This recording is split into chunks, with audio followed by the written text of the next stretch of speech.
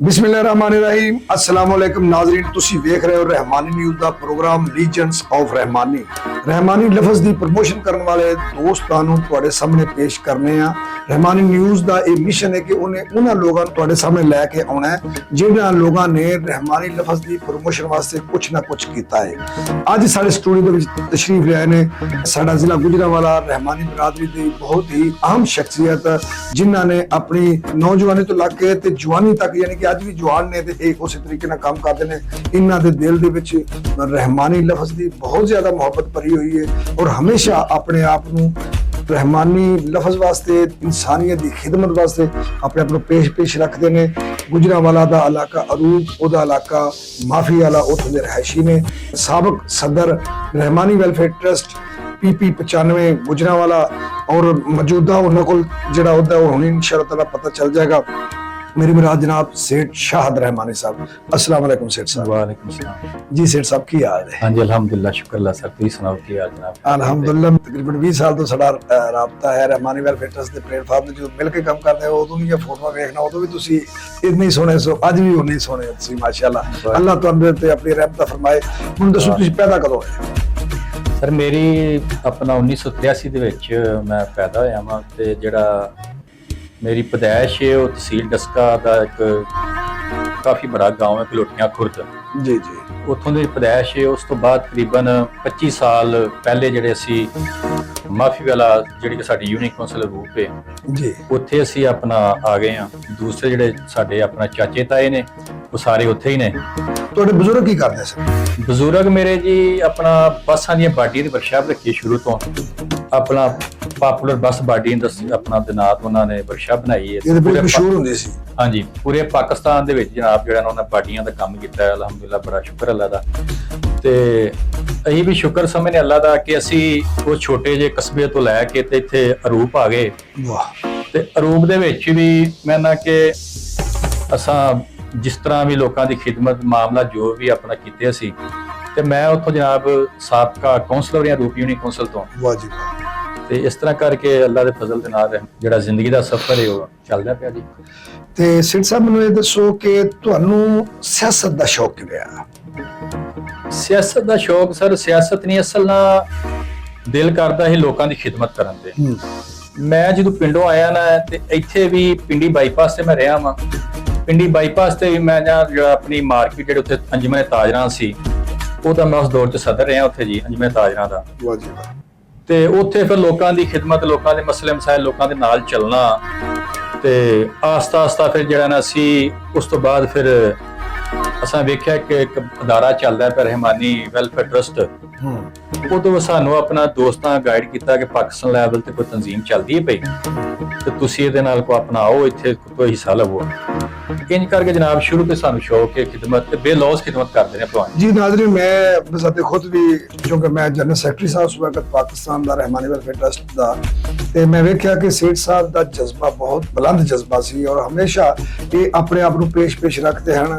ਕਿਸੇ ਦਾ ਲੜਾਈ ਝਗੜਾ ਹੋ ਗਿਆ ਪਰੇ ਪੰਚਾਇਤ ਦਾ ਕੰਮ ਹੈ ਥਾਣੇ ਕਚਹਿਰੀ ਦਾ ਕੰਮ ਹੈ ਇਹਨਾਂ ਨੇ ਹਮੇਸ਼ਾ ਅਗਲੀਆਂ ਸਫਾਂ ਦੇ ਵਿੱਚ ਹੋ ਕੇ ਤੇ ਆਪਣੇ ਆਪ ਨੂੰ ਪੇਸ਼ ਕੀਤਾ। ਔਰ ਉਸ ਵਕਤ ਮੈਂ ਕਹਿੰਦਾ ਕਿ ਪਾਕਿਸਤਾਨ ਦੇ ਵਿੱਚ ਇੱਕ PP 95 ਜਦੋਂ ਇਹ ਉਸ ਤਨਜ਼ੀਮ ਦੇ ਸਦਰ ਸਨ ਹਰ ਯੂਨੀਅਨ ਕੌਂਸਲ ਹਰ ਪਿੰਡ ਦੇ ਬੰਦੇ ਨੂੰ ਇੱਕ ਪਲੇਟਫਾਰਮ ਤੇ ਇਕੱਠਾ ਕਰਨਾ ਉਹਨਾਂ ਦੇ ਵੋਟ ਇਕੱਠੇ ਕਰਨੇ।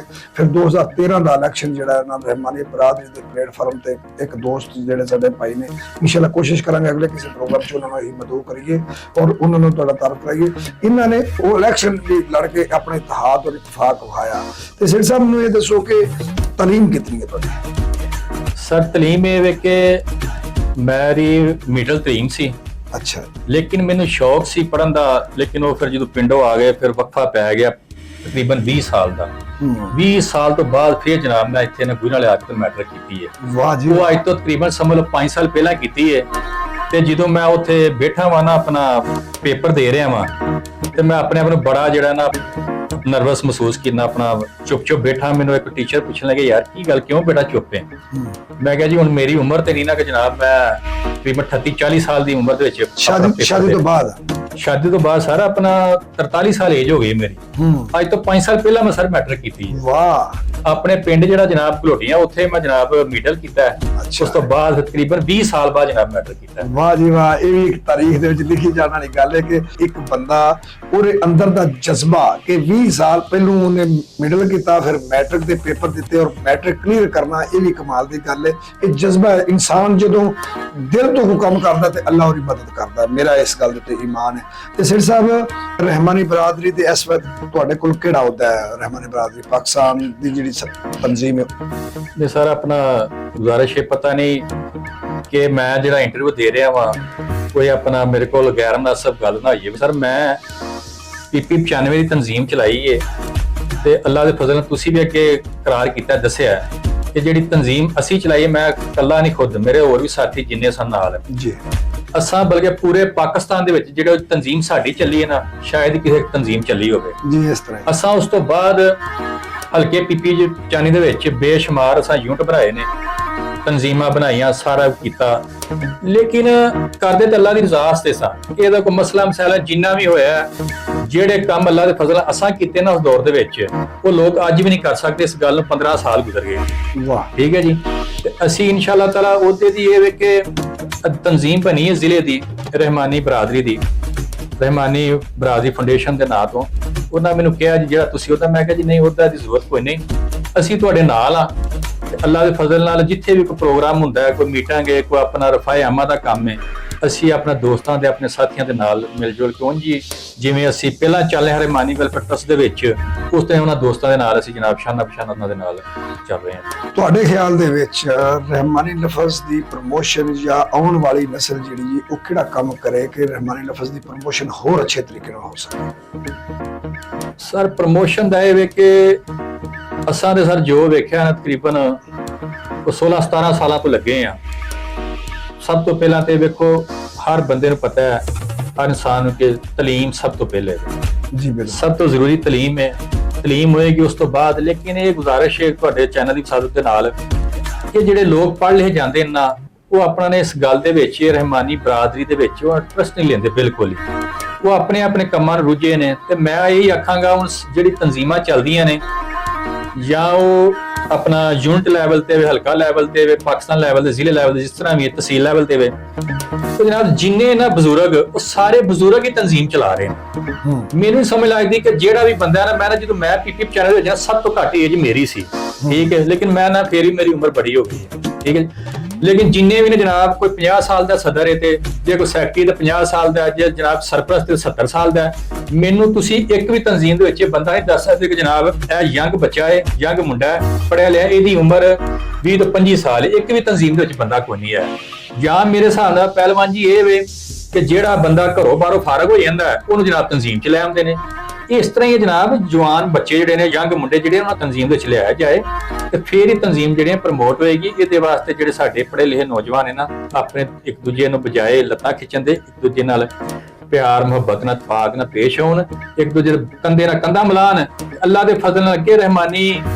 ਤੇ ਅਸੀਂ ਸਮਝਦੇ ਹਾਂ ਕਿ ਜਦੋਂ ਅਸੀਂ ਸਟਾਰਟ ਹੋਏ ਨਾ ਜ਼ਿਲ੍ਹੇ ਦੇ ਵਿੱਚ, ਆਪਣਾ ਜ਼ਿਲ੍ਹਾ ਗੁਜਰਾਂ ਦੇ ਵਿੱਚ ਜੋ ਰਹਿਮਾਨੀ ਵੈਲਫੇਅਰ ਟਰਸਟ ਸੀ, ਉਹ ਰਹਿਮਾਨੀ ਵੈਲਫੇਅਰ ਟਰਸਟ ਨੂੰ ਬੇਸ਼ੱਕ ਪਹਿਲਵਾਨ ਜੀ ਤੁਸੀਂ ਸੈਕਟਰੀ ਹੋ, ਬੇਸ਼ੱਕ ਤੁਹਾਨੂੰ ਇਸ ਗੱਲ ਦਾ ਲੱਗਿਆ ਕਿ ਹੋਰ ਅਸੀਂ ਆਪਣੇ ਗੱਲ ਕਰਨੇ, ਲੇਕਿਨ ਉਹਨੂੰ ਚੰਦ ਲੋਕ ਜਾਣਦੇ ਹਨ ਜ਼ਿਲ੍ਹੇ ਦੇ ਵਿੱਚ, ਠੀਕ ਹੈ ਜੀ, ਜਿਹੜੇ ਉਤਲੇ ਲੈਵਲ ਦੇ ਲੋਕ ਜਾਣਦੇ ਨੇ।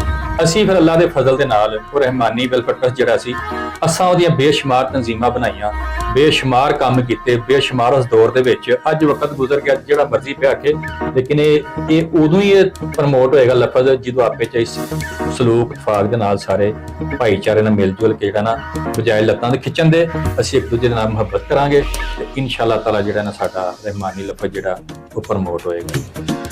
ਜੀ ਨਾਜ਼ਰੀਨ, ਤੁਸੀਂ ਵੇਖਿਆ ਕਿ ਸੇਠ ਸ਼ਾਹਦ ਸਾਹਿਬ ਦੇ ਬਾਰੇ ਵਿੱਚ ਜਿਹੜਾ ਪ੍ਰੋਗਰਾਮ ਦੇ ਸਟਾਰਟ 'ਚ ਗੱਲ ਕੀਤੀ ਸੀ, ਇਹਨਾਂ ਦੇ ਦਿਲ ਦੀ ਗੱਲ ਹੈ, ਇਹਨਾਂ ਦੇ ਜਜ਼ਬਾਤ, ਇਹ ਰਹਿਮਾਨੀ ਲਫ਼ਜ਼ ਦੀ ਪ੍ਰਮੋਸ਼ਨ ਵਾਸਤੇ, ਆਪਣੇ ਭਾਈਆਂ ਵਾਸਤੇ, ਇਨਸਾਨੀਅਤ ਦੀ ਖਿਦਮਤ ਵਾਸਤੇ ਆਪਣੇ ਆਪ ਨੂੰ ਹਮੇਸ਼ਾ ਪੇਸ਼ ਰੱਖਦੇ ਨੇ।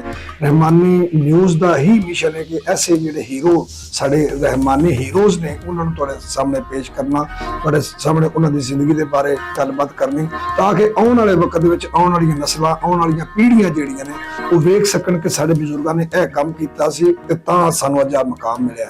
ਅਸੀਂ ਉਹ ਵੀ ਦੌਰ ਵੇਖਿਆ ਕਿ ਜਦੋਂ ਰਹਿਮਾਨੀ ਲਫ਼ਜ਼ ਤੋਂ ਲੋਕੀ ਵਾਕਿਫ ਹੀ ਨਹੀਂ ਸਨ।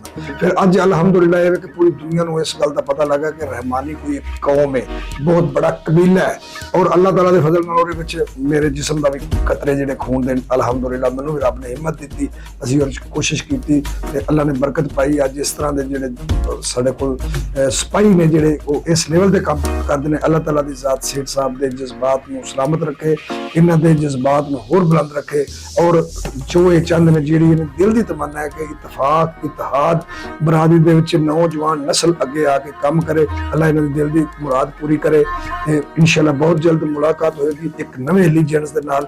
ਪਾਕਿਸਤਾਨ ਜ਼ਿੰਦਾਬਾਦ। अस्सलाम वालेकुम।